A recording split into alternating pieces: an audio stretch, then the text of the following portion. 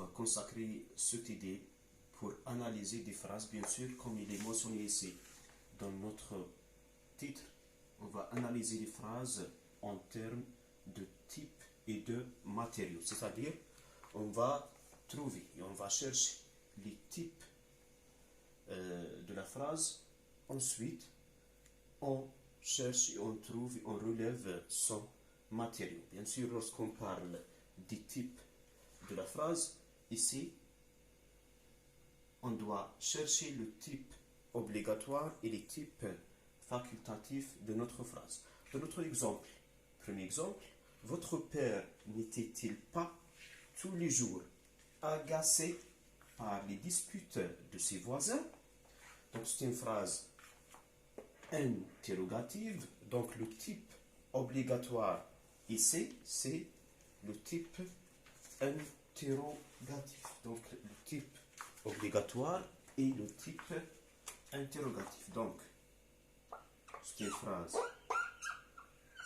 interrogative plus aussi il est clair que cette phrase-là est négative. Donc c'est une phrase négative, les marques de la négation. Donc c'est une phrase négative. Aussi, il s'agit d'une phrase à la voix passive. C'est une phrase à la voix passive. Donc ici, on doit faire une transformation passive pour trouver le matériau. Donc je répète une autre fois, pour trouver notre matériau, on doit éliminer les marques de la négation comme il nous faut de transformer cette phrase qui est à la voix passive à une phrase active. Bon, donc, c'est une phrase de type passif, le type passif, donc type facultatif. Un autre type facultatif, c'est le type négatif, ne pas.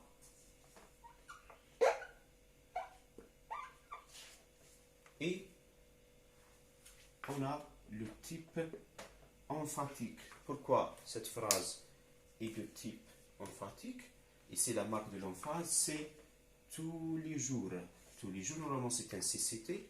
Normalement, lorsqu'on parle de ce que nous appelons la forme canonique de la phrase française, le CCT et le CCL se placent vers la fin de la phrase. Ici, le CCT, il suit directement le verbe.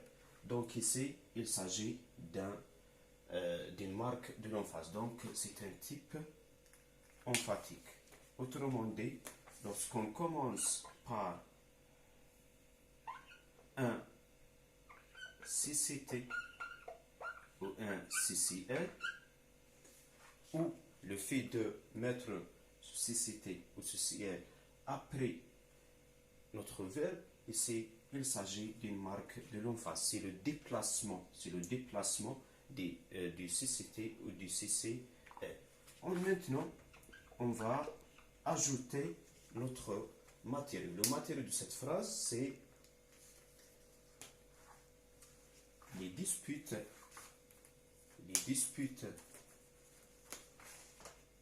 des voisins. Bien sûr, le matériau sans majuscule, faites attention, c'est sans majuscule.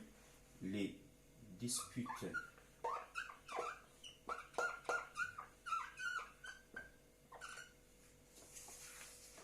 des voisins.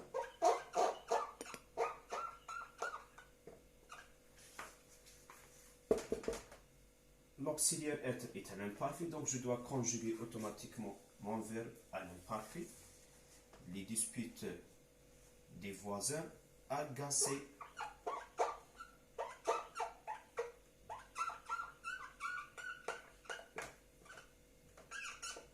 Agacé. Qui? Agacé. Votre père. Tous les jours. Donc ici, comme j'ai expliqué, tous les jours, parce qu'il s'agit d'un matériau, il doit se déplacer vers la fin de la phrase. Donc, agacez votre père tous les jours.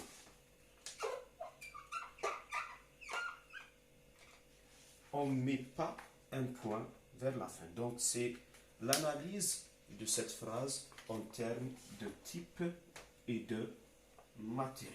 En termes, je répète une autre fois, en termes de type et de matériaux. C'est une phrase interrogative. Elle est à la fois passive, elle est négative, c'est emphatique aussi. Donc, lorsqu'on a essayé, lorsqu'on a cherché et trouvé le matériau, donc le matériau ici, c'est les disputes des voisins, agacer votre père tous les jours. Donc, c'est le matériau. N'oubliez pas, le matériau ne contient ni majuscule ni point. Faites très attention. Passons maintenant au deuxième exemple.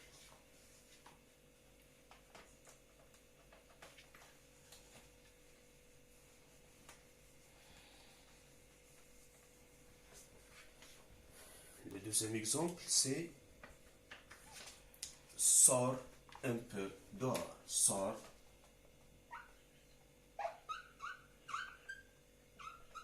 un peu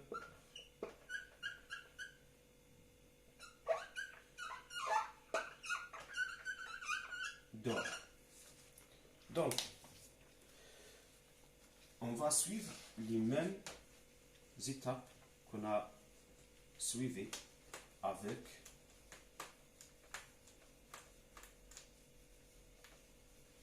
le premier exemple. Sors un peu dehors. Donc, cette phrase est une phrase impérative. Le type obligatoire ici, c'est le type impératif. Sors, sors, deuxième personne du singulier. Sors, donc c'est impératif. Donc, cette phrase, elle ne contient pas, elle n'est pas à la voix